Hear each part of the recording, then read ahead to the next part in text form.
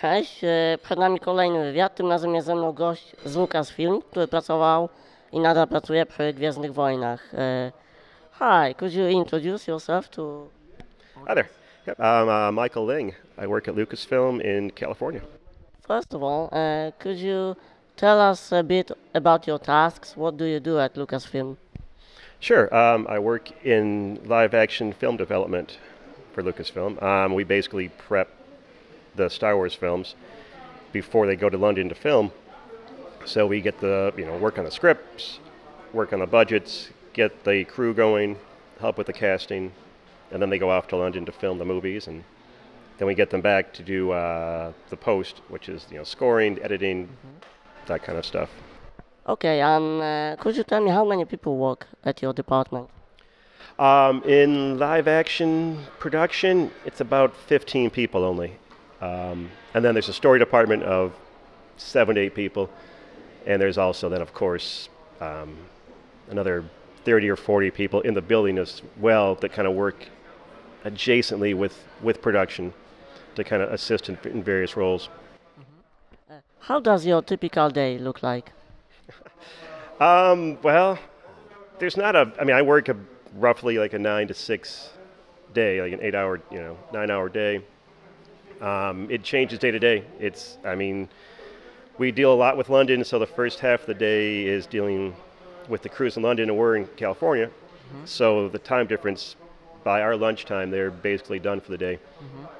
So at that point, we kind of focus on our in-house duties.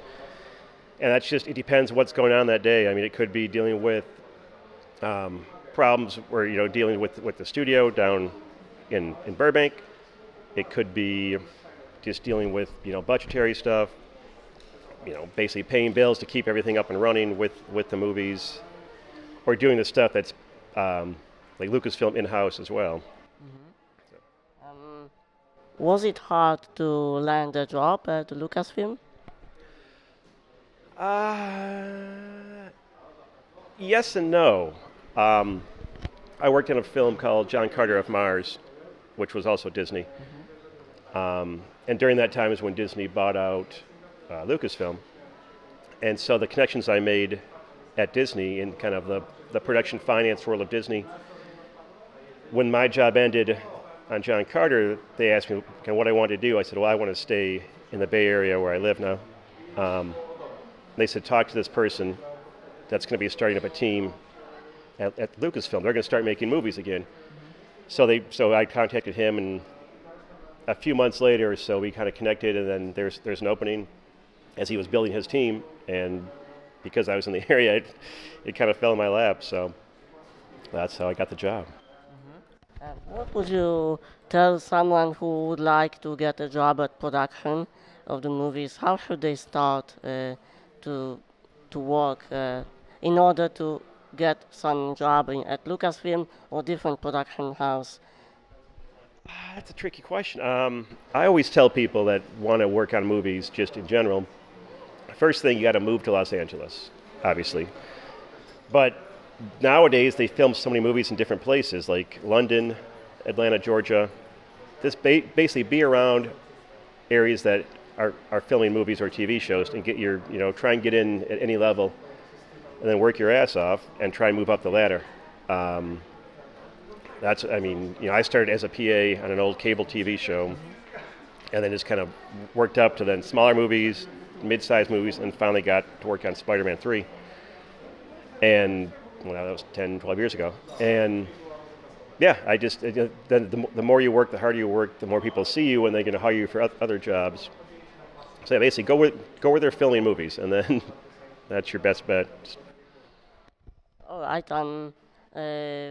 Here at Polcon, you had a lecture about Lucasfilm, about your work and duties there, and there were lots of questions from the people, also questions about Star Wars, obviously.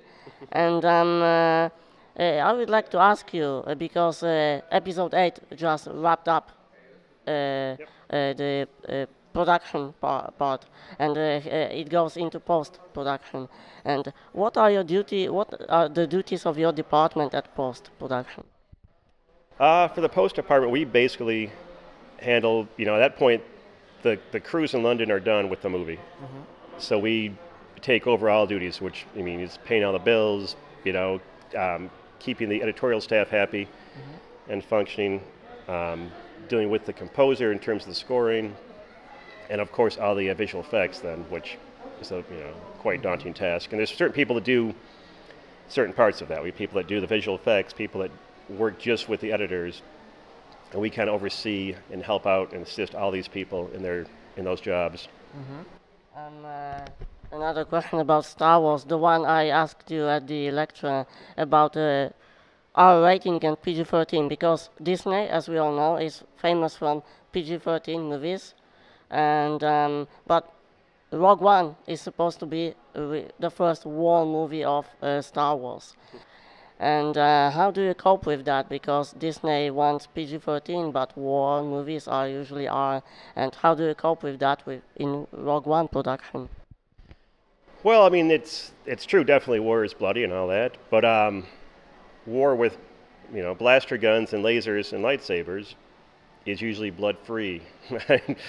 I couldn't tell you why getting blasted with a laser gun just leaves a hole in you as opposed to, spills your guts out, say. But yeah, I think because everything is going to be, fairly clean in terms of the action and the violence, that I don't think it'll be a problem getting a PG-13 rating. And I was also wondering because J.J. Abrams directed the first movie, The Force Awakens, the first from the new trilogy, and the decision to get different directors into all three movies. Why this decision? Aren't you afraid that movies will not be consistent with each other? They would be different. Different in a bad way, maybe. Right, I see what you're saying. No, look, well, the original trilogy was all three different directors. And basically for us, it was just a matter of timing. To get the films to come out every 2 years, there's not enough time to have one person oversee the whole movie and then have time to start the prep on the next one.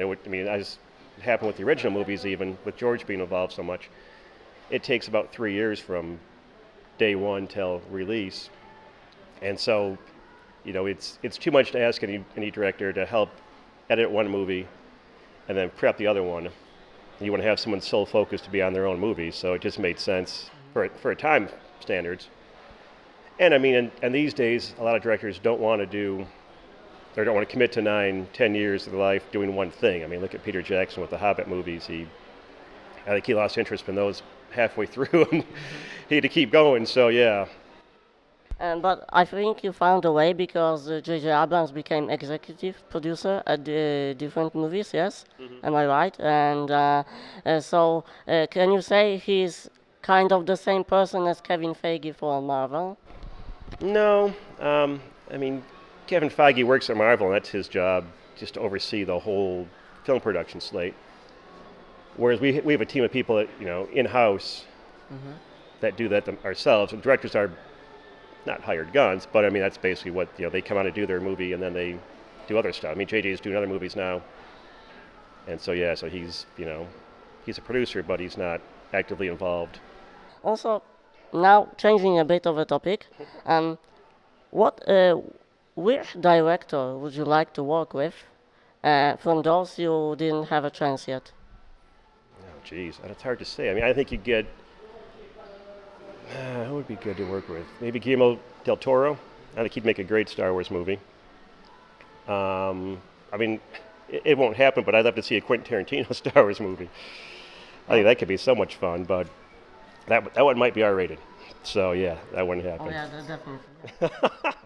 Tarantino at some gangs or mob at Coruscant, for example. Yeah, there used to be rumors about this TV series about gangs at Coruscant. Yes, I think so.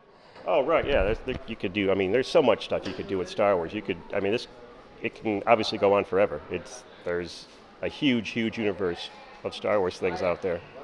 Well, you mentioned may go on forever if Disney wants so, and of course if production company wants so and Disney wants so. But so I gotta ask this question. We know about two anthology movies about Rogue One and Han Solo movie. What about the third one? I know it's been there have been rumors about Obi-Wan movie. Yeah, those are just rumors. I mean, nothing's set in stone yet. That's going to be years down the road. So they could do a whole lot of different things with any of those movies. I mean, there's chances to do a bunch of different characters in their own standalone movie. So we'll have to just wait and see what they do. It'll be 5 years from now. So and things might change. There might be other characters might come up and become bigger characters. So I think it's kind of they're keeping things open to see what might happen. Okay, and the last question maybe. Did Han shot first? Well, of course he did. Yeah, I saw the movie. I saw Star Wars. Okay. We all know Han Solo shot first. Okay. So, thank you very much. Thank you for your time. Of course, thank you. Dzięki, do zobaczenia.